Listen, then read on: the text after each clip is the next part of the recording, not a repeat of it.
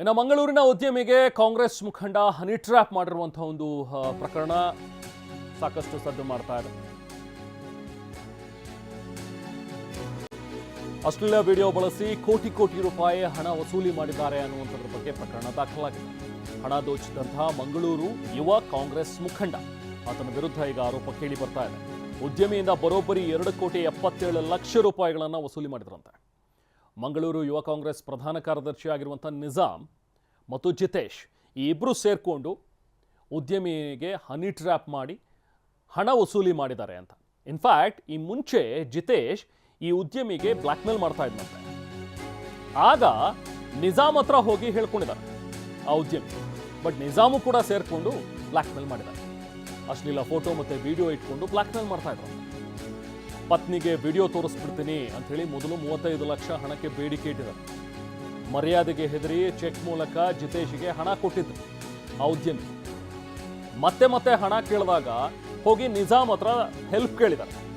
ಹೇಗೂ ರಾಜಕೀಯದಲ್ಲಿದ್ದಾರೆ, ಒಂದು ಸ್ವಲ್ಪ ಹೆಲ್ಪ್ ಮಾಡಿ ಅಂತೇಳಿ. ಬಟ್ ಈ ನಿಜಾಮ್ ಏನು ಮಾಡಿದಾನೆ, ಹೆಲ್ಪ್ ಕೇಳಕ್ಕೆ ಬಂದಿದ್ದಂಥ ಉದ್ಯಮಿಯನ್ನೇ ಟ್ರ್ಯಾಪ್ ಮಾಡಿದ್ದಾನೆ. ಈ ಜಿತೇಶ್ ಜೊತೆ ಸೇರಿಕೊಂಡು ಹೆಂಗೂ ದುಡ್ಡಿದೆ, 35 ಲಕ್ಷ ರೂಪಾಯಿಗೆ ಚೆಕ್ ಕೊಟ್ಟಿದ್ದಾನೆ ಅಂತ ಹೇಳಿದ್ರೆ ಇನ್ನೂ ಒಂದಷ್ಟು ಬಾಚಬಹುದು ಅನ್ನುವಂಥದ್ದು ಬಹುಶಃ ಉದ್ದೇಶ ಇದ್ದಿರಲೂಬಹುದು. ಸೊ ಹಾಗಾಗಿ ಆ ಉದ್ಯಮಿಗೆ ಮತ್ತಷ್ಟು ಹೆಚ್ಚಿನ ಹಣಕ್ಕೆ ಬೇಡಿಕೆ ಇಟ್ಟು ಇಲ್ಲ ಅವನು ಒಪ್ತಾ ಇಲ್ಲ, ಅವನಿಗೆ ಇನ್ನಷ್ಟು ದುಡ್ಡು ಕೊಡಬೇಕು ಅಂತ ಹೇಳೋದು. ಸೊ ಹೀಗೆ ಒಂದಷ್ಟು ದುಡ್ಡನ್ನು ಕಿತ್ತಿದ್ದಾರೆ. ಸುಮಾರು 2 ಕೋಟಿಗೂ ಹೆಚ್ಚು ಹಣವನ್ನು, ಹತ್ತತ್ರ 3 ಕೋಟಿ ಹಣ ವಸೂಲಿ ಮಾಡಿದ್ದಾರೆ ಅನ್ನುವಂಥದ್ರ ಬಗ್ಗೆ ಈಗ ಪ್ರಕರಣ ದಾಖಲಾಗಿದೆ. ಇಬ್ಬರನ್ನೂ ಕೂಡ ಈಗ ಉರ್ವಾ ಠಾಣೆಯ ಪೊಲೀಸರು ಅಂದರೆ ಜಿತೇಶ್ ಮತ್ತು ಈ ನಿಜಾಮ್ ಇಬ್ಬರನ್ನು ಬಂಧಿಸಿ ವಿಚಾರಣೆಯನ್ನು ಮಾಡ್ತಾ ಇದ್ದಾರೆ. 2024ರಿಂದಲೂ ಕೂಡ ಆಗಿರೋದು. ಕೋಟಿ ಹಣ ವಸೂಲಿ ಮಾಡೋದಕ್ಕೆ ಒಂದು ಆತ್ಮಕಥೆ ಬೇರೆ ಕಟ್ಟಿದ್ರಂತೆ. ಜಿತೇಶ್ ಆತ್ಮಹತ್ಯೆ ಮಾಡ್ಕೊಂಡು ಬಿಡ್ತಾನೆ. ಆತ್ಮಹತ್ಯೆ ಕಥೆ ಸೃಷ್ಟಿ ಮಾಡಿದ್ದ ನಿಜಾಮ್ 2024ರ ಮೇ ತಿಂಗಳಲ್ಲಿ ಆತ್ಮಹತ್ಯೆ ಕಥೆಯನ್ನು ಹೆಣೆದಿದ್ದಂಥ ನಿಜಾಮ್.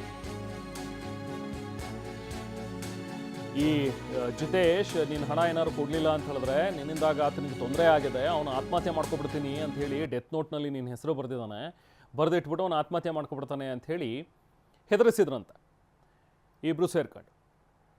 ಆಮೇಲೆ ಹೆದರ್ಕೊಂಡು ಪಾಪ ಈ ಉದ್ಯಮಿ ಹಣ ಕೊಡ್ತಾ ಬಂದಿದ್ದಾನೆ.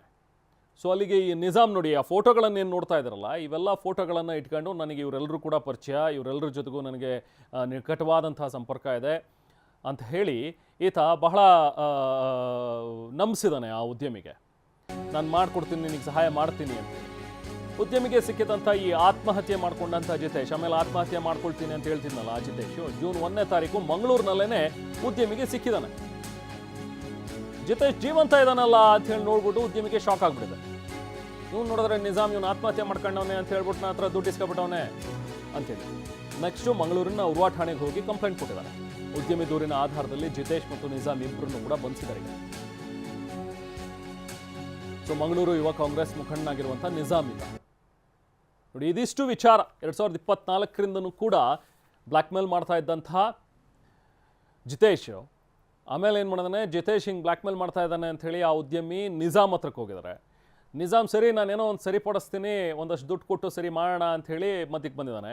ಆಮೇಲೆ ಇಲ್ಲ ಜಿತೇಶ್ ಆತ್ಮಹತ್ಯೆ ಮಾಡ್ಕೊಳ್ತಾ ಇದ್ದಾನೆ, ಆತ್ಮಹತ್ಯೆ ಮಾಡ್ಕೊಂಡು ಬಿಟ್ಟಿದ್ದಾನೆ, ದುಡ್ಡು ಕೊಡಬೇಕು ಇಲ್ಲಾಂದರೆ ಏನೇ ಈ ಕೇಸನ್ನೆಲ್ಲ ಮುಚ್ಚಾಕೋದಕ್ಕೆ ಸಮಸ್ಯೆ ಆಗುತ್ತೆ ಅಂಥೇಳಿ ಅಲ್ಲಿಂದ ಮತ್ತೆ ದುಡ್ಡು ಪೀಕಿದ್ದಾನೆ.